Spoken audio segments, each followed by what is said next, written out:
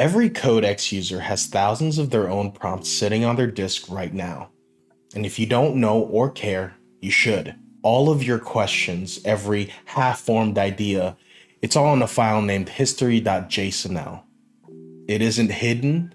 In fact, it's documented in OpenAI's config reference. Right now, it's just an overlooked file. Most users don't even know it exists. I didn't know about it for the first 3 months I used Codex.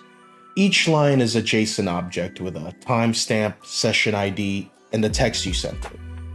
Not only is it every question you've ever asked, but it's every solution you've proposed to an issue that had been bothering you for days. In essence, this is pure intent in unfiltered text. What surprised me was seeing how rich it actually was. My personal file has over 4,400 entries going back 5 months. That's about 2.3 megabytes of my ideas, thoughts, and commands. If you interact with your prompt history like chat scrollback, you have to think bigger. This isn't a simple history, but an insight into the synthesis of your interactions with AI. But what does that actually mean? There's something that happened to me personally. About 3 months ago, I almost let an AI agent delete files in my repo unchecked. It started as a small cleanup script for some unused markdown files. The agent suggested giving it deletion authority so that it could work more efficiently. Now, I was tired, and I was about to say yes. You know the feeling. You've been working for hours and you just want to let it do its thing. I felt the need to clarify something though. I asked one question, and this was the description of what was going to be done. Prune only touches the directive markdowns, correct? The directive markdowns were separate from my code, a pseudocode making things easier for a non-specialist builder like me to understand. That one line is why my code base is still here. This was in the midst of a particularly aggressive session where it was in the process of refactoring my entire code base, way back from when I was using my copy from ChatGPT's message window, paste to VS Code workflow. At the behest of my developer friends, I did this because at that point I didn't know any better, but wanted to build smarter. What I did right, subconsciously, was that I rejected the suggestion with a specific blast radius until I felt that I knew the ramifications of what it was that I was agreeing to.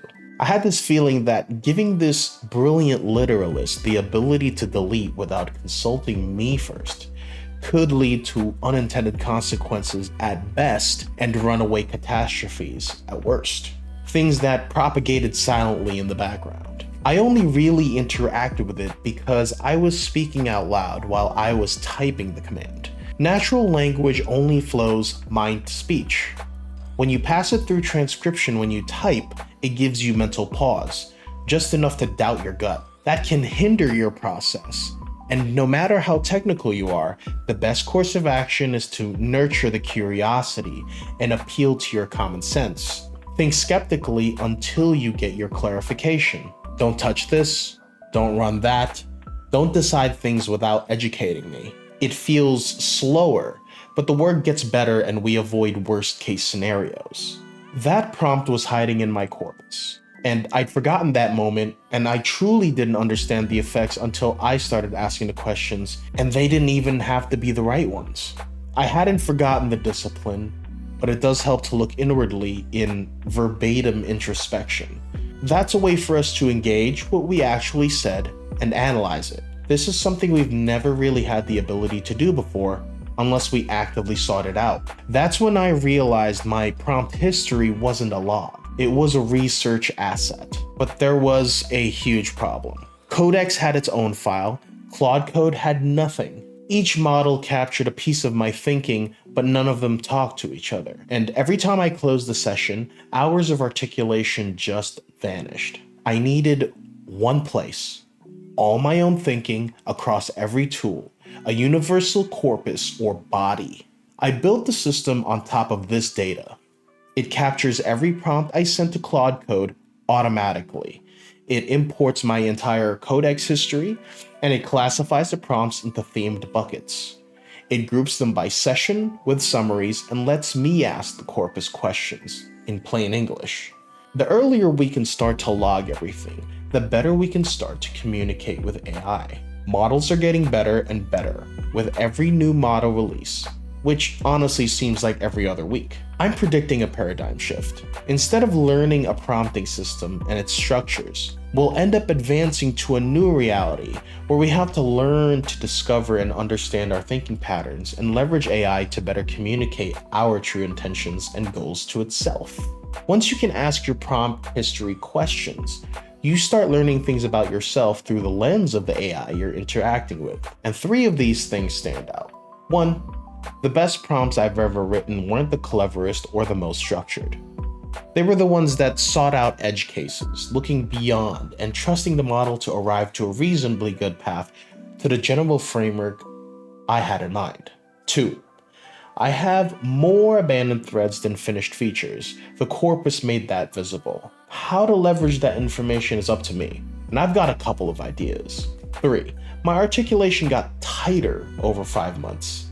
I can show you a January prompt and a May prompt side by side, and you'd think that they were written by different people. AI should act as an extension of your thoughts and intent. The point is that working with AI forced me to articulate. The corpus shows me what I articulated. It isn't a productivity hack. It's part of how I think about building and discovering the inner workings of my mind so that I can be a better architect. You're communicating your desire to the brilliant entity that enforces your will, word for word. That isn't an easy task, especially when trying to convey all of your intent and vision, but it's something we have to master. I open sourced the engine, and it runs locally on your machine. It's just a 5-minute install away. Clone the repo, run the setup, paste one JSON snippet into Claude Code settings, and every prompt you submit from now on lands in your own corpus automatically. If you've used Codex, the importer pulls your existing history, and it's yours. Stays on your machine unless you point it at your own private repo. I'd set it up and start your own discovery. Links in the description below. I hope you've enjoyed watching, and I'll see you guys next time.